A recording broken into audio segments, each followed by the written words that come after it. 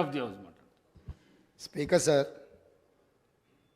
కొంతమంది ఎన్ఆర్ఐస్కి ప్రజాస్వామిక స్ఫూర్తి అర్థము అవగాహన కాదు. మనం ప్రయత్నం చేసినా కూడా వారు తెలుసుకునే ప్రయత్నం చేయరు. ప్రజాస్వామ్యంలో 49కి 0 వాల్యూ ఉంటుంది, 51కి 100% వాల్యూ ఉంటుంది. ఎందుకంటే 51% ఓట్లు, 51% నెంబర్ ఉన్న వాళ్ళు ప్రభుత్వాన్ని ఏర్పాటు చేస్తారు. 49% ఉన్నవాళ్ళు ప్రతిపక్షంగా కూర్చొని ప్రభుత్వం తీసుకునే పరిపాలనలో నిర్ణయాలను, శాసనాలను సహేతుకంగా విశ్లేషించి సలహాలు సూచనలు ఇస్తారు. సలహాలు సూచనలు ఒకవేళ ప్రభుత్వము పెడచెవిన పెడితే నిరసనలు, ధర్నాలు, రాస్తారోకలు చేస్తారు.